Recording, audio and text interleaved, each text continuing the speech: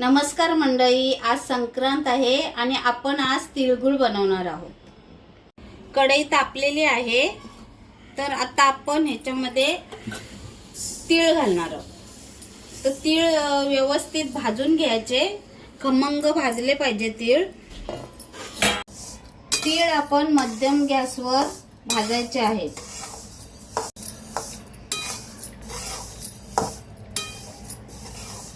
आणि तीळ भाजताना हे तीळ सारखे असे हलवत राहायचे, तेव्हा ते व्यवस्थित भाजले जातात। आणि मी मंडळी अनपॉलिश तीळ घेतलेले आहेत, तुम्ही बघू शकताय।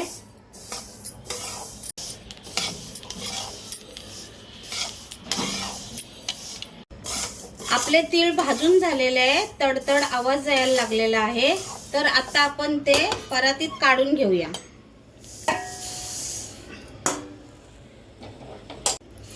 हे अर्धा किलो तीळ आहेत आणि मी हे 1.5 वाटी शेंगदाणे घेतलेले आहेत। ते आपण भाजून बारीक करून घेतलेले आहेत, ते मी ह्याच्यात घालत आहे आणि चांगले मिक्स करून घ्यायचे ते। आपली कढई तापलेली आहे आणि अशी जाड बुडाची कढई घ्यायची, जेणेकरून आपला पाक करपणार नाहीये। आणि आता ह्याच्यामध्ये 2-3 चमचे तूप घालायचं आहे। तुपाने चांगली आपल्या तिळगुळांना चकाकी येते। तर आपण आता तूप घालून घेतलेलं आहे त्याच्यामध्ये। तर आता गूळ घालणार आहोत। गूळ असा मी 2 कलरचा घेतलेला आहे, एक असा थोडासा डार्क गूळ आणि हा पिवळा गूळ असा एकत्र घेतलेला आहे। तर तो आपण आता ह्याच्यात घालून घेऊया।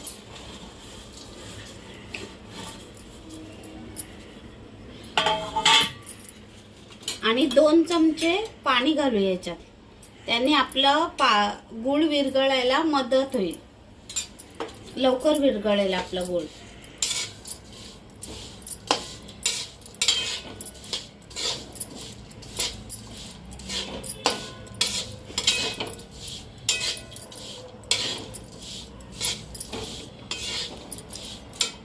थोडीशी आपली गॅसची फ्लेम हाय करायची 2 मिनिटं आणि नंतर मग मीडियम करून घ्यायची। मंडळी तुम्ही बघू शकताय, आपला गूळ व्यवस्थित त्याला उकळी आलेली आहे आणि गूळ व्यवस्थित विरघळलेला आहे। आपला पाक शिजत आलेला आहे मंडळी। आपण जरा तो चेक करणार आहोत झालं की नाही ते। तर आता आपण ह्या डिश मध्ये पाणी घेतलेलं आहे, तर बघूया आपला पाक तयार आहे का।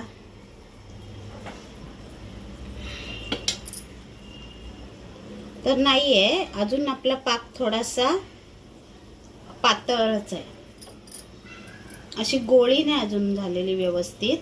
तर आता आपण थोडा वेळ अजून 2-3 मिनिटं त्याला उकळूया आणि परत चेक करूया 2 मिनिटांनी।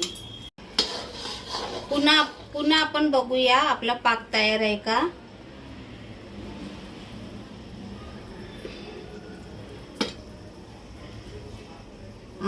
तुम्ही बघू शकता मंडळी, आता लगेच गोळी तयार झालेली आहे, तुम्ही बघू शकता। हे बघा, तर आपला पाक आता तयार आहे आणि असा छान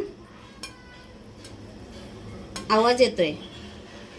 तर आपला पाक आता तयार आहे। आपण आता हे मिश्रण घालूया त्यामध्ये आणि थोडीशी वेलची घालूया पाकात, वेलची पावडर घातली,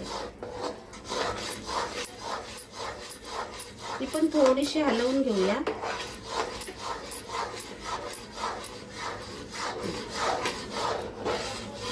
आणि आता आपण हे मिश्रण घालायचं आहे।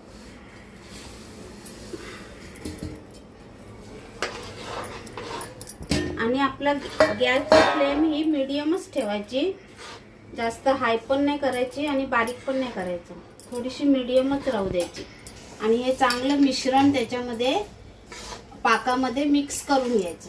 तुम्ही बघू शकताय, व्यवस्थित आपला पाक झालेला आहे आणि आपलं मिश्रण पण एकदम बरोबर झालेलं आहे। थोडंसं असं चांगलं मिक्स करून घ्यायचं।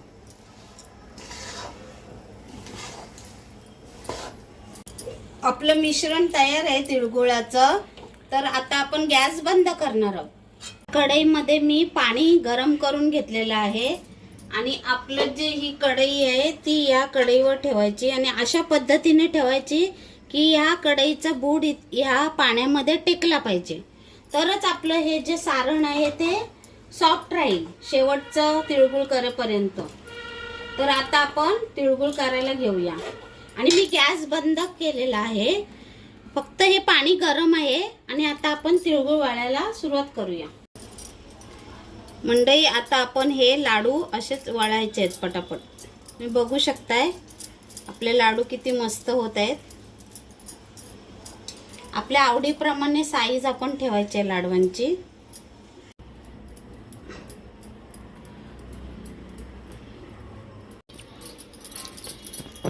मंडळी, तुम्ही बघू शकताय आपले किती मस्त असे तिळगुळ होत आहेत आणि छान अशी तिळगुळला आपल्या चकाकी आलेली आहे.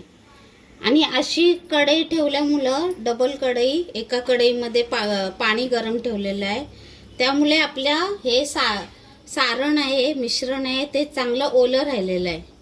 तर आपण आता सगळे तिळगुळ असे पटापट वळून घेणार आहोत. आणि जर तुम्हाला वाटलं की हे कडक होत आहे तर गॅस तुम्ही चालू करू शकता आणि बारीक गॅसवर पण ठेवू शकता. गॅसची फ्लेम अशी बारीक ठेवू शकता तुम्ही.